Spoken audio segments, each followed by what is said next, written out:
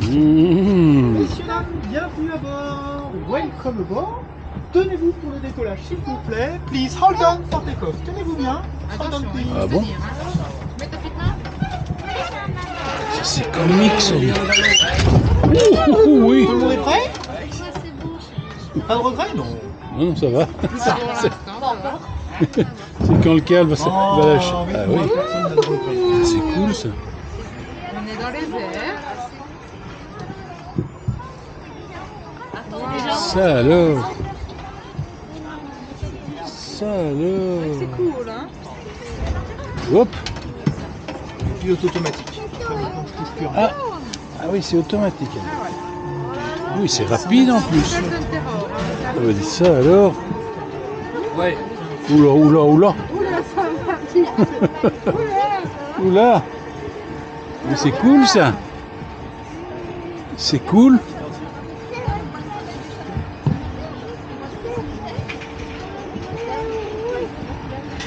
C'est pas très à l'aise. T'as vu le ballon? Non? T'as vu le grand ballon là? Et le château de la Belle au Bois dormant, il est là. Il est là-bas. Oula, oui, c'est haut ça.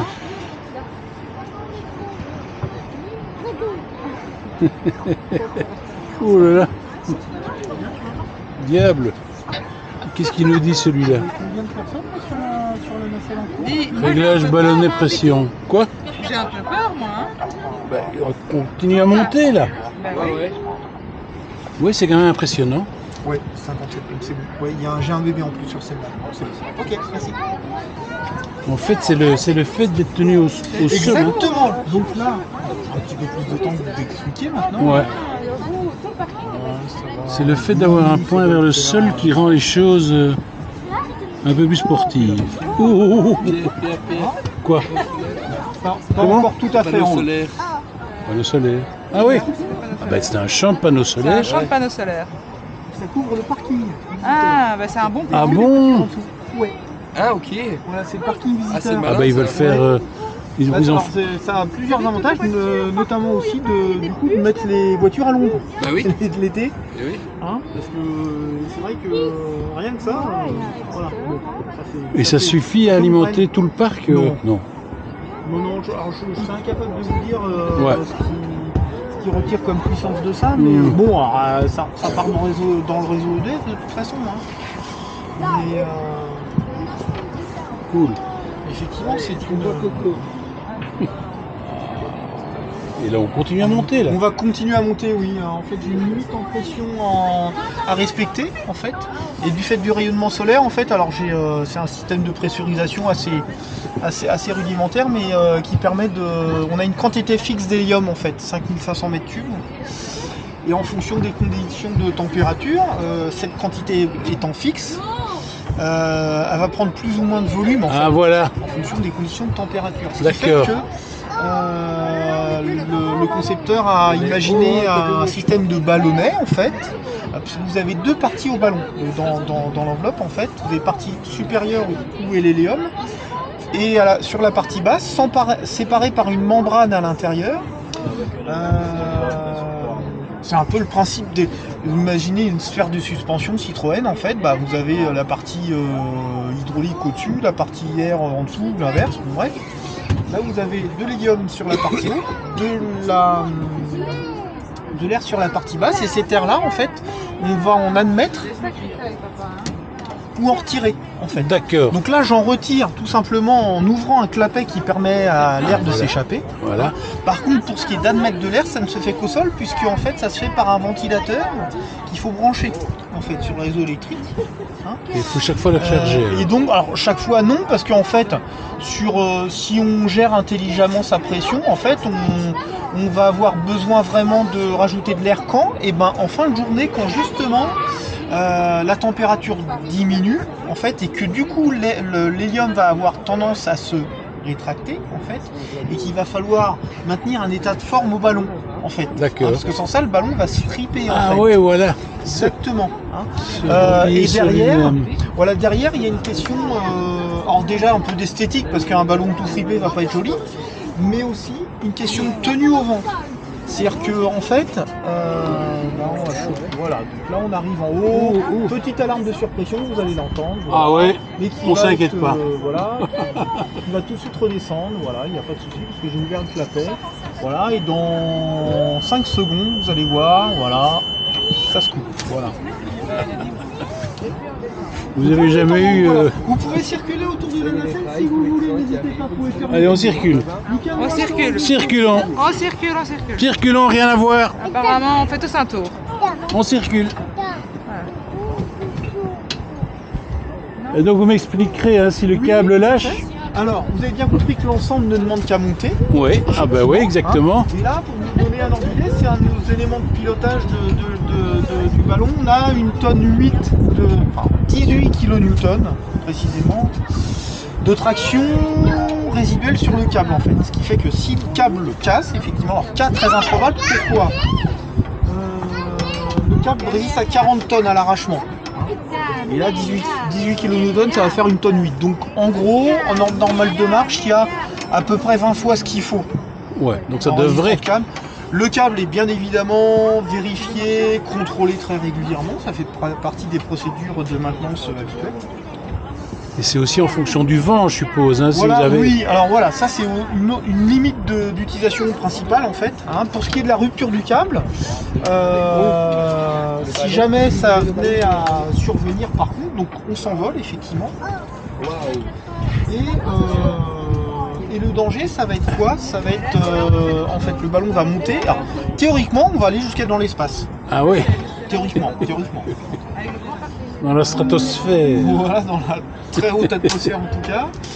Le danger, ça va être quoi? Le ballon va monter haut et vite. Et du fait de plus on va monter, plus la pression de l'air va diminuer. Mhm.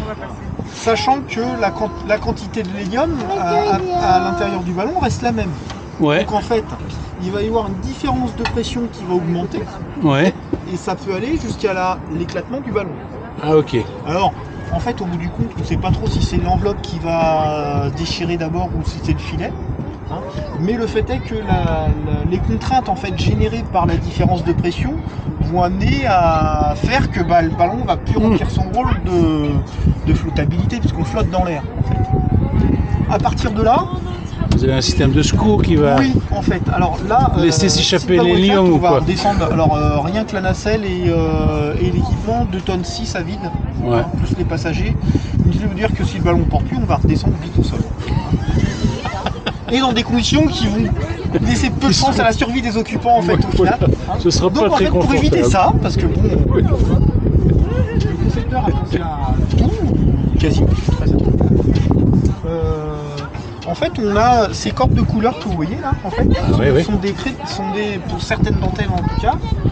Des clapets sur... Alors là, ce sont des panneaux d'ouverture, Voilà. en fait. Et en fait, ces panneaux d'ouverture, vous en allez en avoir. Vous avez bien compris que le ballon avait 2 parties, une partie hélium, une partie air. Ouais, on a créé volontairement, comme il y a une membrane entre les deux, on crée volontairement deux ouvertures, une dans la partie hélium, une dans la partie air, en fait. Et ça permet au surplus de pression de s'échapper, Voilà.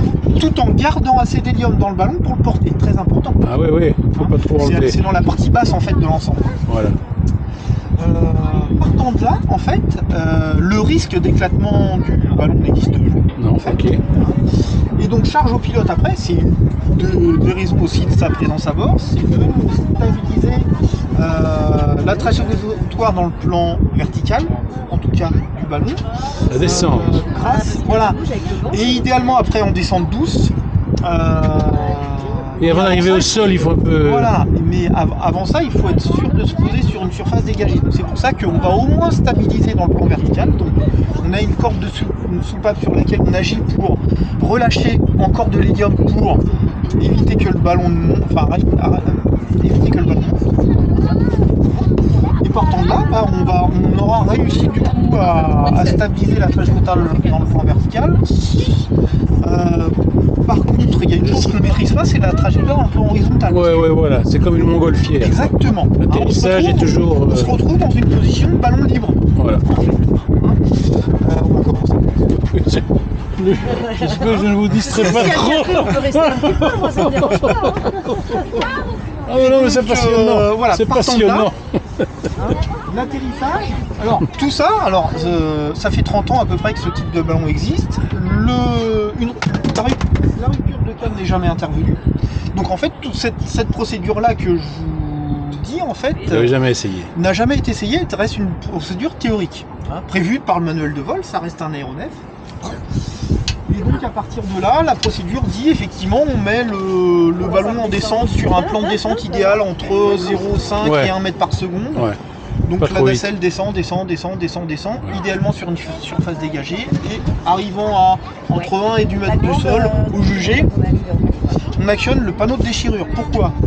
On a une corde qui nous permet de dégonfler d'un seul coup l'enveloppe. Pourquoi? Ok. Parce que c'est une question d'équilibre aérostatique entre guillemets.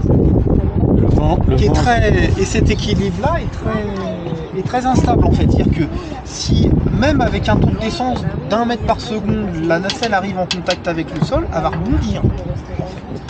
Ouais, ouais. Et ça peut Et ça, on veut pas. rebondir. Voilà, on veut pas parce qu'elle va rebondir, elle va repartir en l'air, elle va redescendre, elle va rebondir, elle va Ouais, repartir ouais. en l'air. Et ça peut durer sur des kilomètres. Comme un hélicoptère, quand on pose, Voilà. on effectivement, va jusqu'au bout. Voilà, exactement. Et donc, du coup, on actionne ce fameux panneau de déchirure. En fait, alors, la vidange, si j'ose dire, de l'hélium se fait de manière quand même alors, assez rapidement, mais progressivement, de manière à ne pas avoir un choc trop important quand même. Et donc, la nacelle, je vous disais, 2 tonnes 6 plus les passagers, ça fait quasiment 4 tonnes. Hein. Là, c'est le vent, là, ou quoi? Voilà. Donc là, Diable! Dites, et l'hélium, c'est inflammable? non, justement, c'est pas un avantage par rapport à l'hydrogène. D'accord. L'hélium est inerte. Ok. Et donc il n'y a pas le danger Pas de risque d'inflammabilité. d'explosion. Voilà, exactement. Ce serait même, si j'ose dire, auto-extinguible, entre guillemets, si pour une raison quelconque, un incendie sur l'enveloppe, qui n'a pas lieu d'être, parce qu'il n'y a rien voilà, il n'y a pas de source il n'y a pas de flamme, en fait, fait que un incendie serait automatiquement contrôlé, puisque en fait, le gaz est inerte, en fait. Mhm. Moi, j'aurais mis. Donc là, j'ai arrêté la descente. Pourquoi? Parce que effectivement, Ça tangue un peu. c'est le principe de la balançoire. En fait, j'enroule le câble. Moi, je ne commande ni plus ni moins qu'un treuil, en fait, Ouais, ok, oui, c'est ça.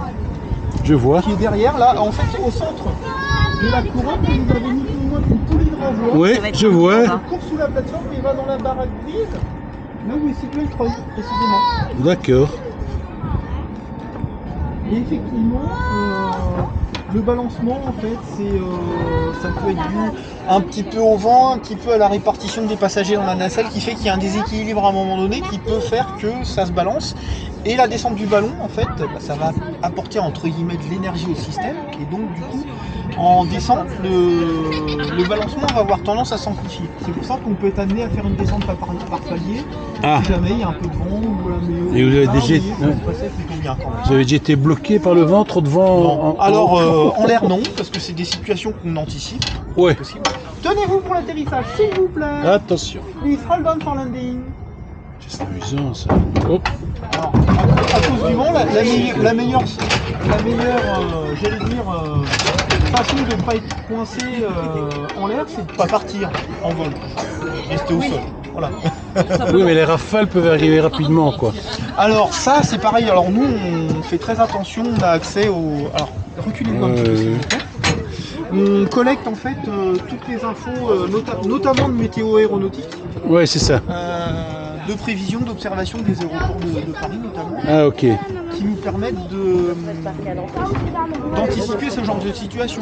Oui, parce que votre collègue, il a dit, bon, j'ai dit, je vais peut-être venir en fin de journée, il m'a dit, ah, Merci. c'est pas Bien sûr, certain au que les revoir, conditions merci. vont... Alors voilà, en fait Voilà, c'est pour ça qu'on recommande aux gens quand ils sont là, si vous voyez que ça vole, venez. Parce Oui, que... c'est ça. Merci, au revoir, bon après-midi. Oui, c'est fantastique, hein. Bye, see you next time, my pleasure, bye.